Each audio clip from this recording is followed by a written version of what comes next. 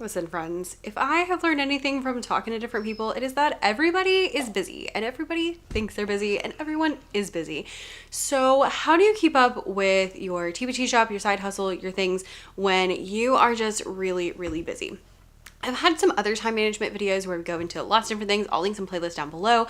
But today I want to go over 4 principles that I kind of live my life by to help me keep on track of things so that we can do all the things we love and also help all the people that we want to help and, continue to move forward. So let's get into it. So these are 4 principles that I kind of live my life by to really make sure that I'm keeping up with things. Number 1 is know what is necessary. If you don't have a lot of time, that means that you can't do a bajillion different things. So what is the most necessary thing in your business? What are the things you can't skip? What are the things where, like, if you don't do this, you're not going to have a business? Those are the things you want to look for. So for me, I know that at the absolute positive minimum, I have to send emails.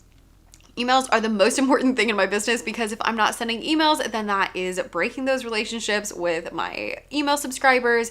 It means that I'm not sending different things. Yes, like, oh my gosh, y'all, I sent some products in an email yesterday and I made like an extra $200 more than I did any other days this week. Like, having those emails going out helps to boost sales. It helps to make sure that I am connecting with my audience and it keeps that up. So emails are something that are absolutely positively necessary for me to do on a weekly basis.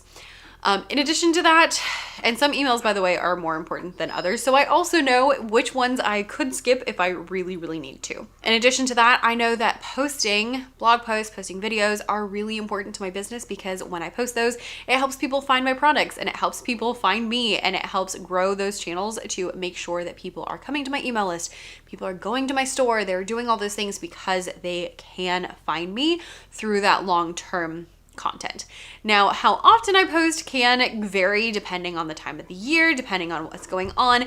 Honestly, the most important thing is to make sure you are posting. So for my Becca's Music Room, for example, I don't actually have a set posting schedule, but I try to post at least 2 videos a month. And my blogs, I try to post about 2 blog posts a month. Usually they're the same things. I just, explain one and write the other one. But that's what I shoot for. And sometimes it's more and sometimes it's less, but knowing like your minimum of like, I have to do at least this much is going to really help you to move forward and continue to, not lose your mind. Because when I'm like, oh my gosh, what am I going to do? I'm like, oh, well, I posted last week. I don't need to post this week. So having those things in mind really, really help. Other things are going to be less important. For example, posting on Instagram. Not that important for my business. Other people might find that that is the most important thing for their business, and that's fine. But for my business, it's not the most important thing. It does help. I do like it. I enjoy it. I love sharing in that form, but it's not the end all be all. And if I need to skip something, that's a thing that I can skip or I can minimize. So instead of posting every day, maybe I post every other day or only 3 times this week or 2 times this week or different things like that. So just having those things in mind of what you can skip and what you can't skip are going to make a huge difference. And again, it's going to be totally different depending on who you are and what your business looks like. So you need to sit down and think about that to yourself. So number 1 is you need to save time, know what's necessary and what is extra. Number 2 is schedule it in. If you are not scheduling time to work on your business, you are never going to work on your business. And if you can make it consistent, do that. The more consistent you can make that, the better it's going to be because it will give you the time to put in order to make sure that you are actually doing things. I have certain times, it's not a lot of time that I dedicate to my business, but I have certain times that every single day or every other day, I am working on this aspect of my business, and having those consistent times makes it so that I am able to have that time to work and to get better and to post those things and have those things down. Now, are there weeks where I don't have that time? Yes, there are. Like the last month and a half of my life, I have not had the time to do that. Like before this, we've had back to school, we've had all sorts of things going on. And so life has been difficult and I haven't had as much time as normal, which is when falling back on that, knowing what I can skip and can't skip makes a huge, huge, huge difference. So know what you can skip and you can't skip and make sure that you schedule in your time. Number 3 is work ahead. If you already have things scheduled for a week out or 2 weeks out, or you have videos already filmed, it makes your life so much easier. Because if, the week comes and that week happens to be a crazy, busy, insane week and you don't have the time to work on XYZ, but last week you already scheduled out the video for this week, then you're doing great. So work ahead as much as possible, depending on what it is. You may or may not be able to do this, but having those things where like if you can be a week ahead or 2 weeks ahead or 3 weeks ahead, it makes a huge, huge, huge difference in not having to stress about it. If you can put things on autopilot, that is the best thing to do when you are short on time. Okay, like there's a reason that everything I do is scheduled ahead of time. And I don't do a lot of lives and I don't do a lot of like those kind of things because it's really hard for me to do those things, but it's really easy for me to film a video and then schedule it for whenever I want. And if I film a video a month ahead, then I have plenty of time to get it up and get it running and get it ready to go. And if I don't have time the day before, it's fine because it's already up. So schedule ahead as much as possible.